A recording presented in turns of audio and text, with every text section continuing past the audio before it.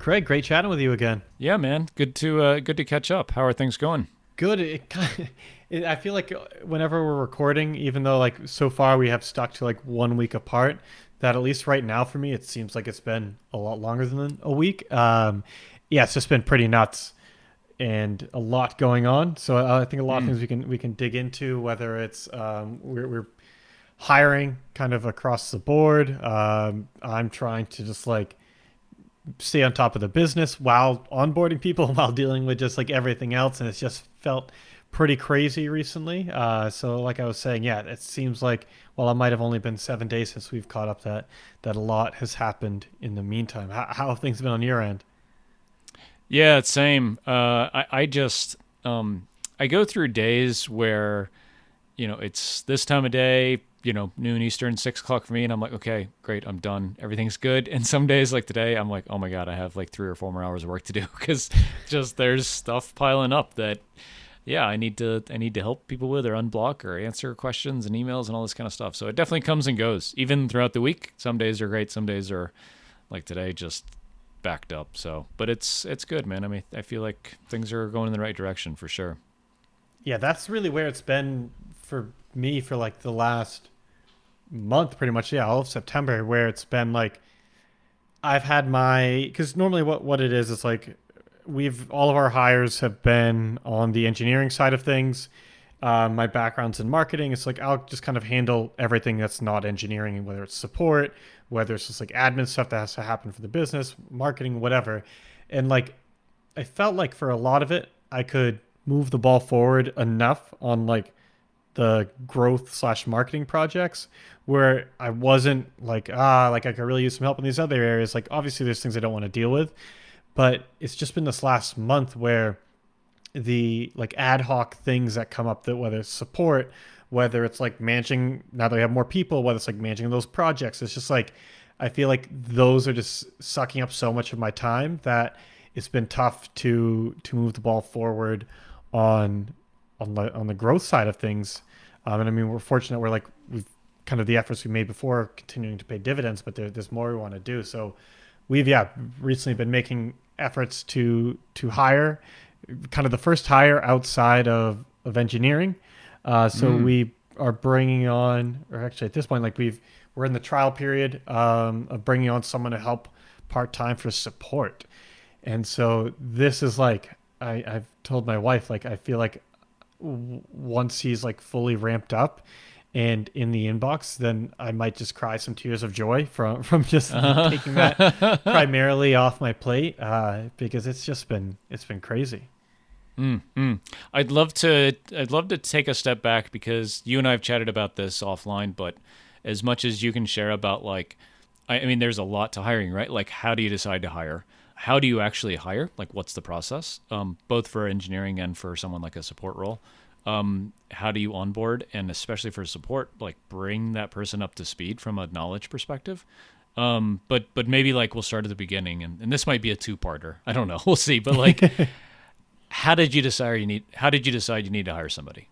It's been, yeah, there's always a balance the way I've approached it, where it's looking at first just like looking at like the backlog of saying like, okay, like how much stuff is there to do with X, Y, or Z, and like how valuable are those things, because we could both come up with, probably have like just like incredibly long lists of things to do, but that doesn't mean they all like need to be done right now. Like maybe if these things happen a year from now, if ever, that's fine. And so for me, like it's just really on the product side is what's driven all the engineering hires, is that like there's just so much we want to get into the product where we're very confident like this will impact trial conversions, this will impact churn. Like these are things we know people want, these are things we know we need to get in there. And so like on the engineering side, it's been like a pretty straightforward calculus of just like, do we have the money to pay for this? We've gone back and forth on W-2 versus contractor for different positions, and had made a pretty expensive W-2 hire, but after kind of all the uncertainty around sports with COVID, um, basically had to downsize just for just like long-term sustainability reasons, where we could have technically kept his salary, but it just there was too much uncertainty to do that. So we've kind of gone forward in more of a contractor position for that. But like the engineering side has just been where all of the resources have gone, because I felt like I had enough of a handle on the rest of it to just kind of keep moving forward there. Like it wasn't as though I was saying, oh, if it wouldn't be valuable to move faster on these marketing things, but it just didn't seem more valuable than moving faster on the product things. And it's really just been recently where I feel like the balance is shifting. And now, like, I'm not moving quickly enough on marketing, Mm. and we do have a better feel on the product. Like, we have a good team in place there, and things are moving forward there. But it's that's kind of how I've looked at it. And I know I don't. I'm still working on building out the processes, and like we don't have a great one in place for engineering. I feel like with contractors, it's been a lot easier because I feel like having test projects is kind of the norm there. Hmm. They're not like leaving their current opportunity and kind of like putting all of their eggs in this basket.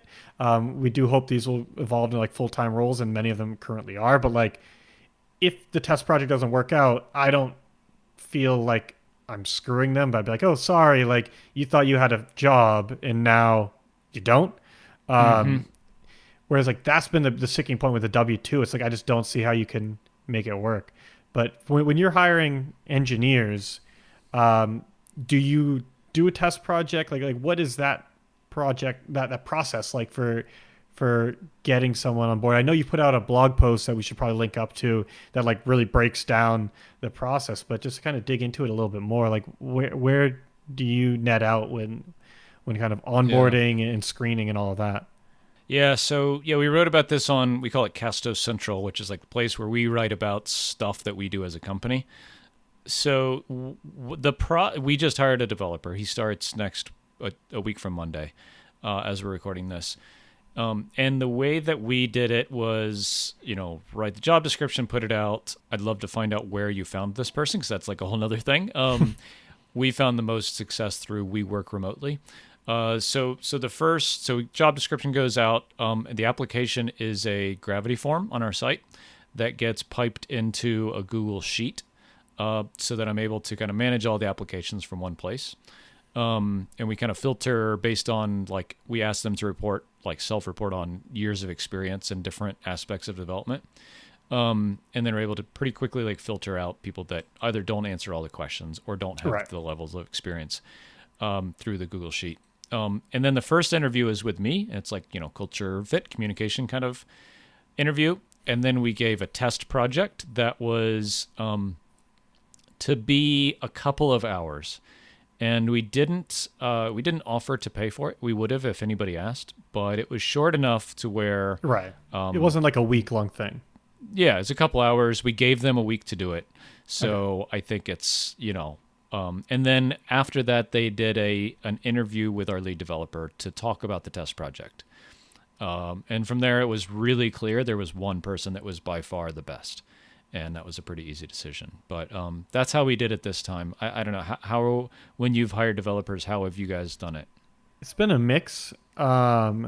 The contractor that's been with us the the longest, basically, the vast majority has just been through Upwork. What we've done is we will post like an actual test project, Mm, and I'll hire. We make it pretty independent of, almost as independent from our code as possible.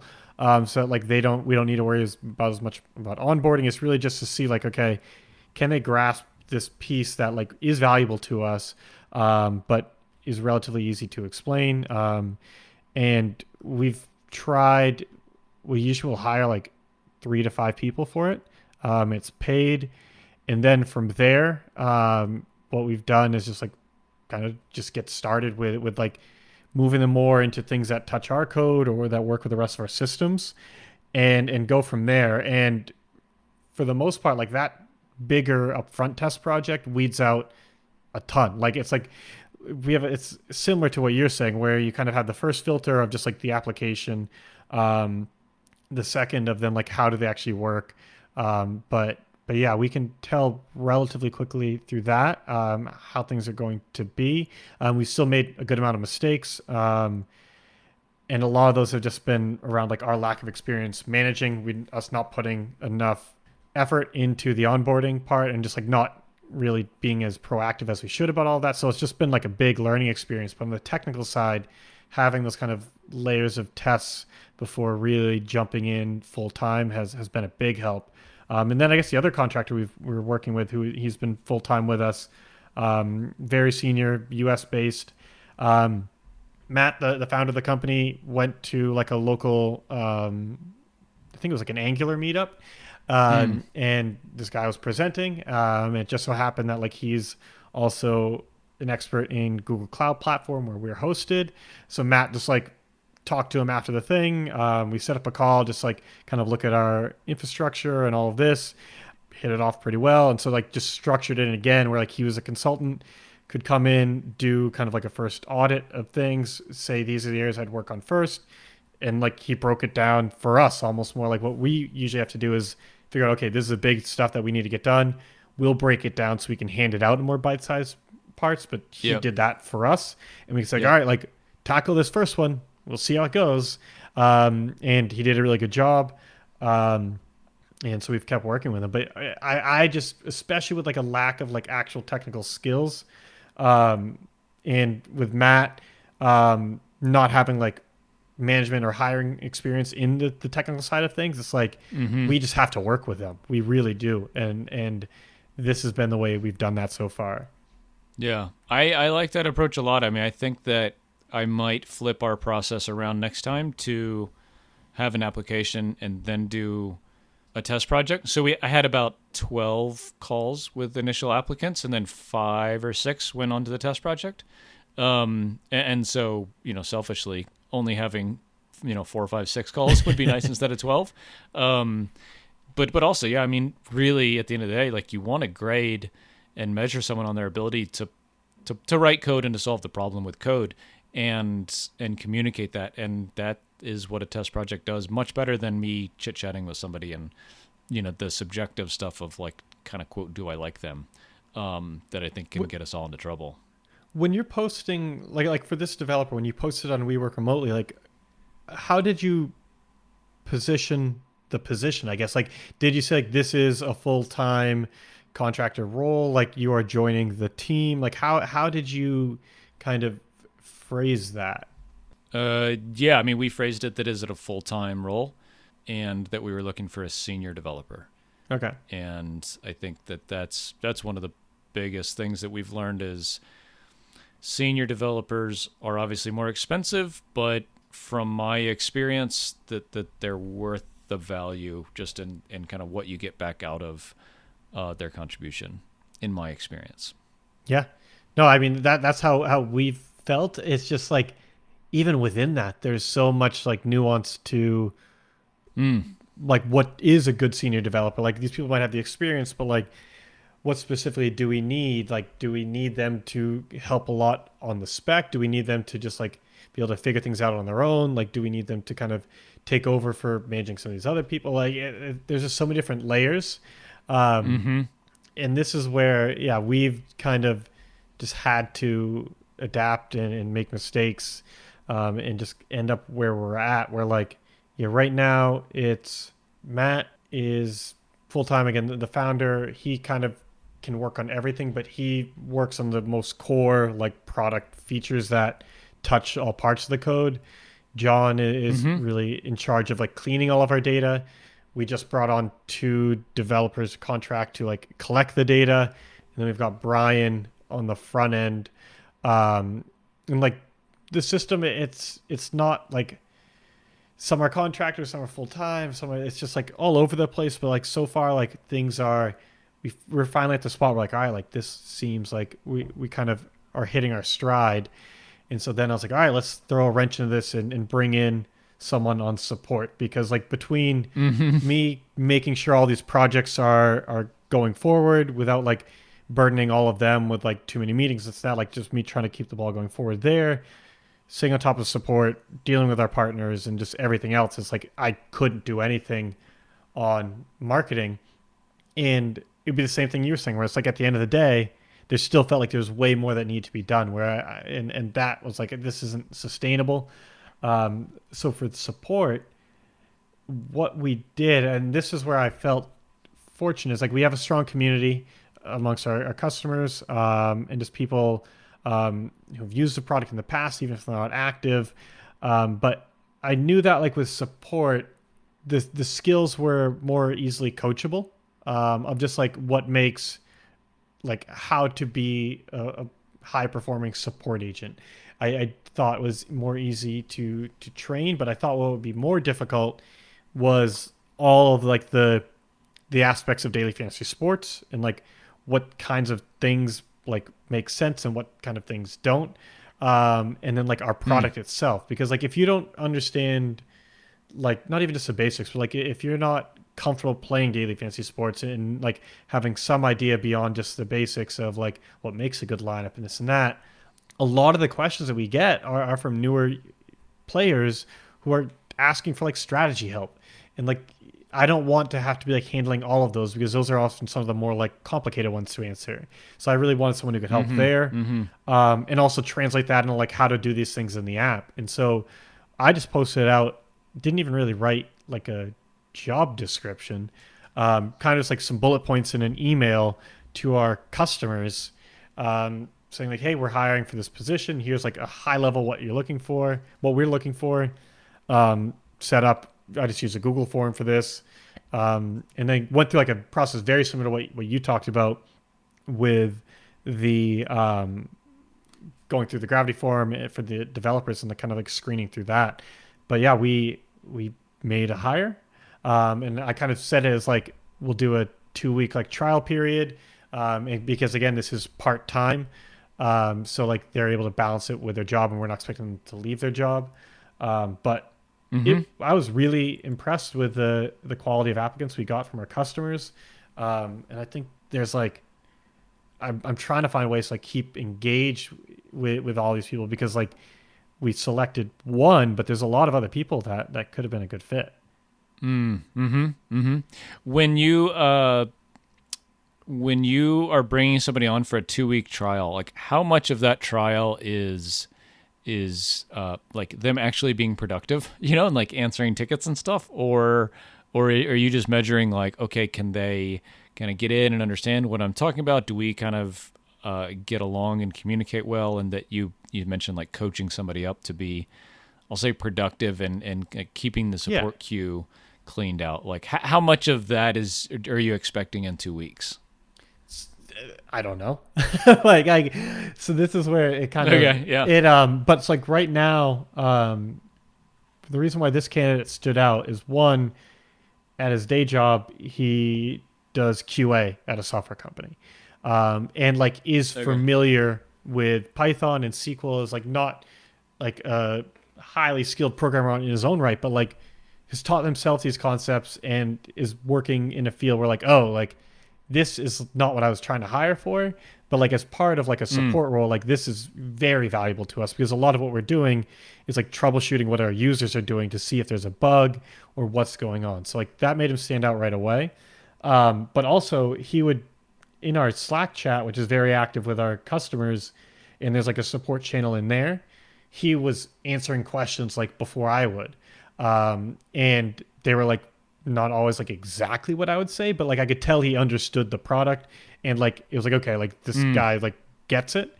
So I'm pretty optimistic about how quickly he'll be able to ramp up. And like really what we've done is our hours are weird. Well, like our like schedule's weird where it's like he's gonna be working Thursday through Monday. All of our customers, the vast majority of our usage comes on the weekend. New signups come on the weekend. That's when support comes in primarily. So we just had to set it up that way. And like the only hours I really care about are the hours leading up to the start of the NFL games on Sunday morning. And so like his first day was just like he and I jumped on Zoom. I went through the inbox and just kind of like talked about what I was doing. after obviously getting him like set up and all our tools and stuff. And we did that for like a few hours, and then from there, like he got it. There's still like a bit more of like there's all like the things that like I know how to troubleshoot, but I haven't like I just kind of take for granted. So there's gonna be a lot of like things to Mm-hmm. figure out there. But like he picked up pretty quickly, and then what I've done is just like all right, like go through the inbox and just leave as a comment your reply.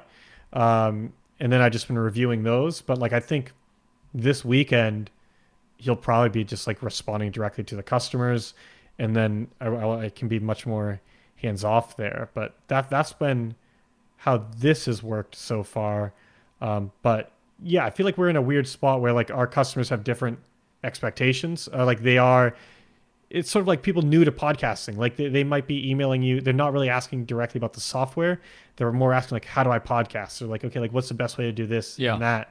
And I know Yeah. you recently brought on Matt to help, not necessarily exactly with that, but kind of with strategy and just like you wanted someone experienced with that. Can you just share a little bit about like what drove that decision for you? Yeah, for sure. I mean, I think that, like, yeah, I view what Matt does as a form of customer service, like we call it success, but I think it's, different flavors of the same thing.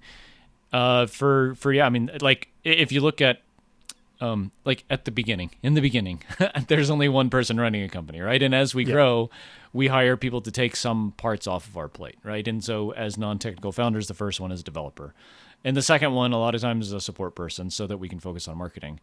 And for us, like that next person is, I was still and still do.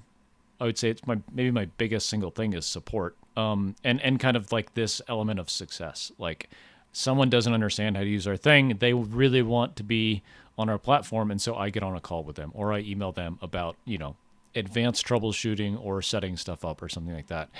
And so yeah, I mean, I kind of look at all this as like I need to continue to hire myself out of doing actual work, to get people that are better than me in these roles, and that was one that like I thought was pretty high leverage. Was like if someone can come in and that is a really good podcaster and can talk to people really well and can create these kind of pieces of content that also kind of serve as marketing, Mm-hmm. that will be better off because of it. How do Yeah, you, because you talk and about this being like a higher leverage hire, how are you decide? Because I mean, for both of us, there are still so many things that we're doing day to day in the business that like we could theoretically hire for. So how do you navigate that decision of which parts of my day should I be trying to delegate to someone else? Like how did you pick? Okay, this is a time for this. This is a time for that. yeah, I think I do this pretty badly. In that like I know there's a lot of people that guard their time really closely. Saying like I only do email at 9 o'clock and 4 o'clock, and I don't have podcast episodes except for Thursday afternoon and all this kind of stuff. And that is not me. I'm just kind of wide open anytime, all the time. And as a result, I think I do a poor job. Well, I have room for improvement when it comes to how I spend my time, and being super effective there. But part of it is like what I like doing, and don't like, I especially don't like creating video content. And that's like the biggest reason we hired Matt, is for him to really beef up our YouTube presence, because I think it's a huge avenue for us from a marketing perspective. The other one is these kind of success things like webinars. So we're starting to do quite a few webinars with partners. And the other one that was kind of an intangible for him is he's super plugged into the WordPress space, and that's a place that I am not strong, and so he has a lot of connections there.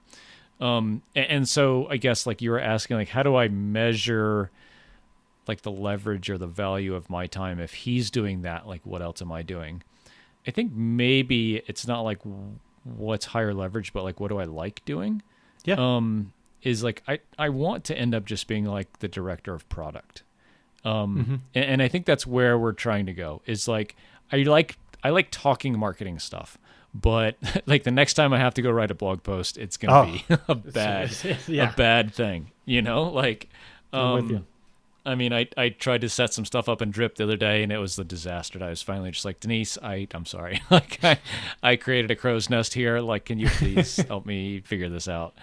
But I totally dig chatting with our designer and our developers and Matt in a way, because he's product focused and he's a podcaster, so he gets like the pain, that I bring, like that perspective.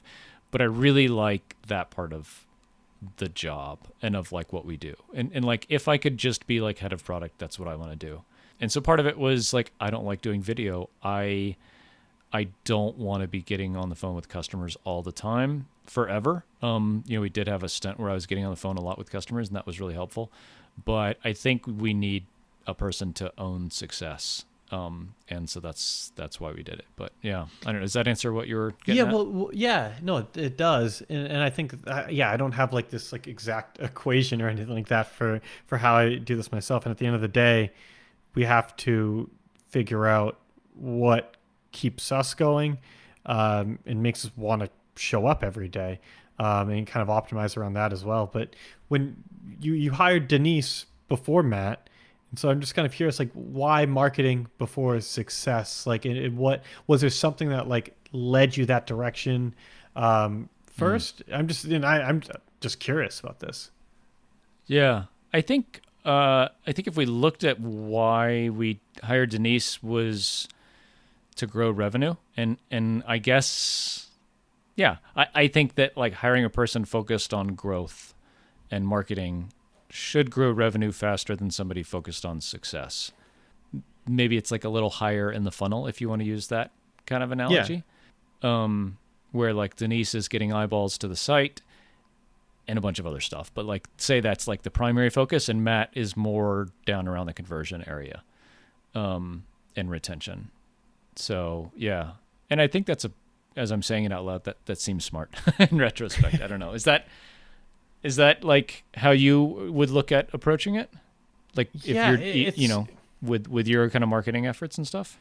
I mean, the for me, and I know you're similar, where it's like your background is a lot in sales, but obviously marketing as well, and like that's me, and I think, yeah, it's just tough because like there's always a balance of okay, where is the best place to spend my time, and just balancing Mm. that against like where do I want to spend my time, and I'm with you, like I think product, like directing the product, and just working on marketing strategy without getting in the weeds, like I nothing slows me down more than like looking at just like a blank piece of paper and writing out the copy for whether it's an email, a landing page, whatever. Like I lose all momentum when I have to like get in the weeds and start like writing, start creating something from scratch.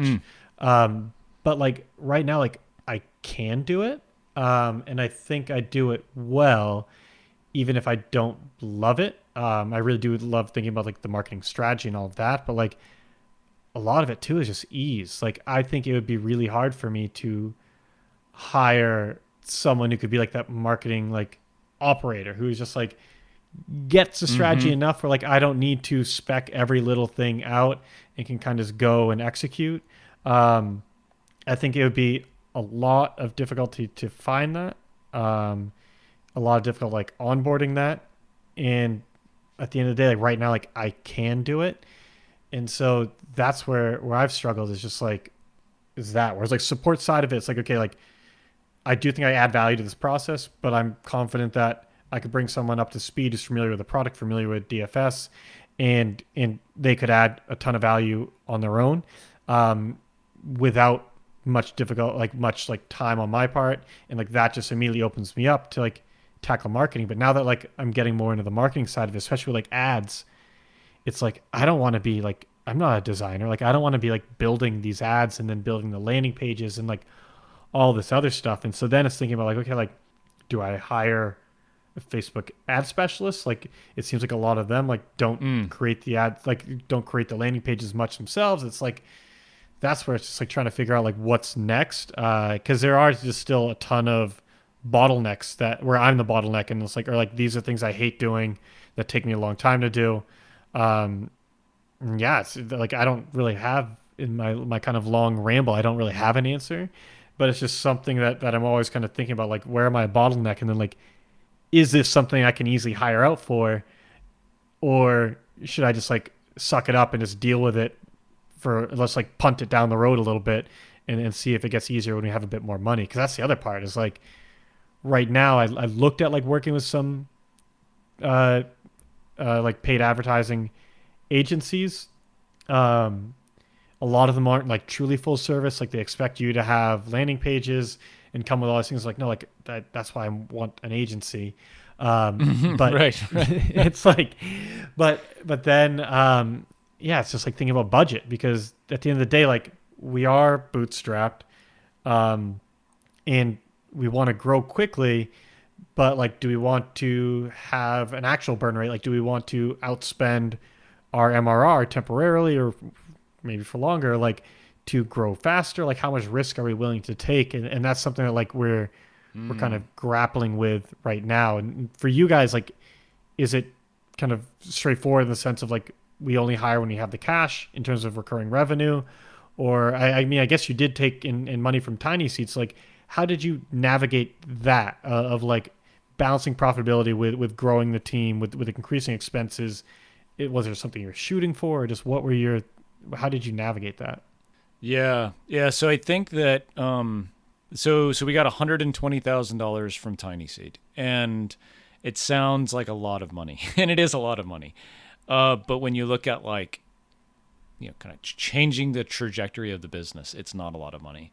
Mm-hmm. And the way I looked at it was, in hindsight, like, about half right, and it was, I wanted to take, like, a burn rate trajectory where in a year we would spend all of the money. That was Okay. kind of like what I wanted to do. So we hired Denise, and we brought one of our developers from part-time to full-time. With the plan of, at the end Um, of that year, being able to sustain it. I'm assuming with growth, like the growth you've, yeah, okay.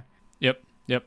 And so it's like Denise's salary, a developer's full-time salary, that change plus, like, a marketing budget. And for us, we spent a lot of money on ads. Well, for us, we spent a lot of money on ads, up to like $7,000 or $8,000 a month at one point. Oh wow. And turns out, like, none of it really worked that well. We have one ad channel that works decently well, but there's just not a lot of volume to it, so we don't spend a lot there.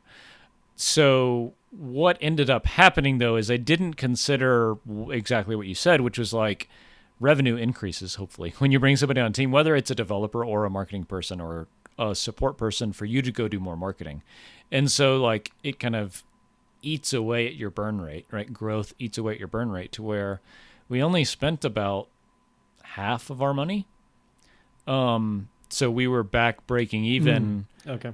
about, yeah, we were breaking even about 10 months after we joined Tiny Seed. Okay. Yeah. But it Would only you, spent like half the money. You know what I mean? Like, so would you it's have a hard spent thing it, to explain. like, do you think that is a decent balance, or do you think you should have hired more, like hired faster? Yeah. So I have, like, a kind of rule of thumb now, I guess, which is, I want to have 3 months of salary in the bank. It's whichever is the greater of these. Okay. 3 months of salary in the bank, and or a year of our burn rate, of our, like, negative burn rate. Okay. So Okay. 3 months salary, say we're spending 25 grand a month in Right. salary, I want to have 75 grand in the bank. Or if I say we're going to go spend 20 grand a month that we don't have, we need Right. to have 240 grand in the bank. So yeah, and that's where we are. And we in the last, 3 or 4 or 5 months, got quite profitable and have, whatever, a lot more money in the bank than we need. And so that's why we hired a developer. And we'll go slightly kind of cash flow negative for a few months. And then I expect, based on our current growth rate, that we'll be back up above profitability. And then we'll hire a support person, because that's the next thing that we'll need. Yeah. I don't have, like, rules of thumb, but, like, we do have kind of diverse income, where we have, our standard customers just paying us, whether it's monthly or annually. And then we have some enterprise partners that pay us, like, a significant lump sum, basically once a year. And so what That I fucks up your cash flow planning big time, doesn't it? Oh yeah, so what? Yeah, entirely. So like now that our kind of more stable recurring revenue has grown significantly, we're able to like sustain the team on that with like a decent-ish buffer. But I'm probably going to like eat up that buffer intentionally.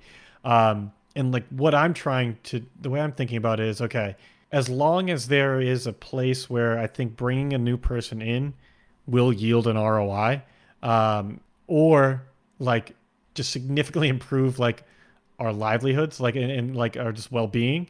Like we hate doing this, and it's questionable if like it's worth bringing someone else in. Like I don't know if we'll be able to reallocate that time to something better, but like this is just like killing us doing this every day. Um, I think like I'm fine hiring for that and getting to zero revenue, zero like positive cash flow through those Mm. types of hires. I don't think, but I think like we'll run out of those not too far down the road. But then the way I look at the kind of influxes of cash is saying, okay, these are irregular.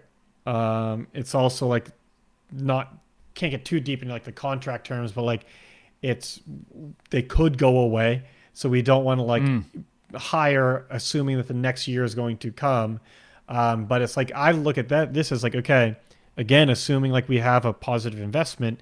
What are kind of the one-off things that we can hire contractors for, who just for like a couple months can knock this thing out, that we think is going to be worth it. But like I don't view those as like the ongoing costs. Mm-hmm. Mm-hmm. And so that's how I've been approaching it recently, is saying, okay, like who are the team members? What are the roles that won't go away? That like we need these forever.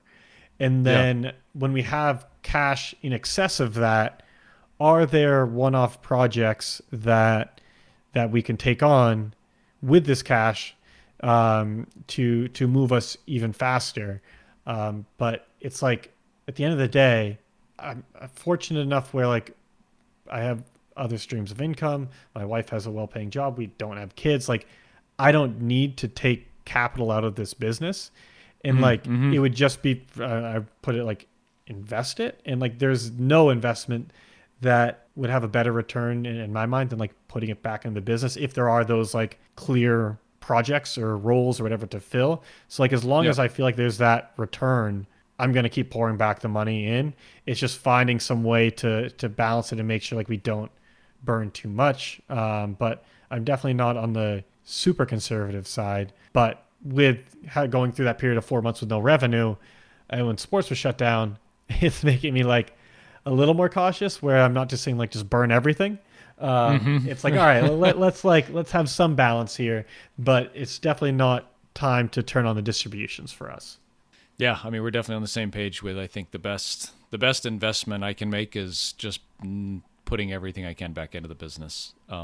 Whether it's that we'll sell the business in the future or at some point, it's a big enough business where we hire a CEO or a COO and I just go off and do something else and Right. have this thing that pays all my bills and I can go, you know, whatever at that point. Because that's the most secure retirement possible. I think much better than like the stock market or anything. Either one of those, selling and having a bunch of cash, or having this thing that pays you forever. Well, Yeah, I mean relatively it's a ever. great annuity. Mm-hmm. Yeah, yeah, I mean I think that could be an entire multiple episode series on kind of the plans for the future and what we're ultimately mm, trying to build and all of that. I think that's something we'll have to save for a future episode. But I think it's been great kind of digging into your hiring philosophy and how you're navigating this. But I mean, on my side, it's just like there's just still so much to learn. Like we're like I know we're screwing things up right now, and yeah, I just try to like that's where I kind of fall back on thinking about leverage and thinking about like capital allocation, and just like thinking about like is this the right thing to be investing in? Because even when I inevitably like fuck it up in some way, it's like probably not that big of a mistake, because like I keep adding more and more guardrails and process around like doing things right. As long as I'm just putting money in like generally the right area, I feel like it makes the mistakes um, less bad when they happen. But they're definitely going to keep happening.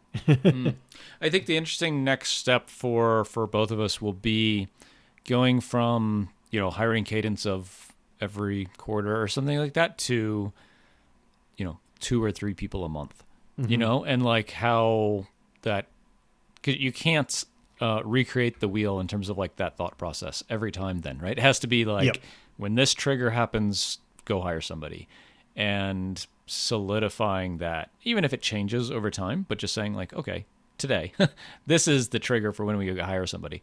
I think will be really interesting. And I mean, I think you guys are on the path there. I think and hope we are too. And is something that I'm starting to think about. It's like, yeah, how can I think about hiring, 5 or 10 people a year instead of 1?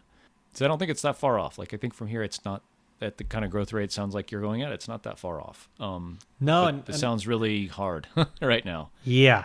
And I mean, I'll just kind of say this publicly as sort of like just so I don't make any dumb mistakes down the road. Well, again, we will make plenty of dumb mistakes, but like, I do hope that there is a point where like, I don't want to hire for hiring's sake. Like, I don't want to keep expanding the team. And I just want to always do my best to like kind of have some of that calculus in the back of my mind of like, is this going to generate a return? Because just because the capital is there, the cash flow is there, doesn't mean we need to make that higher. But I mean, we'll see when we get there. There's always ways to spend the money. It's just whether or not you need to. Yeah, absolutely. Cool, man. Fun chat. For folks who want to kind of chime in on this and give their thoughts about hiring and resource allocation and all that, seekingscale.com. Would love to hear from you. Awesome. Well, Craig, this was fun, and I'll talk to you next week. See you, everybody.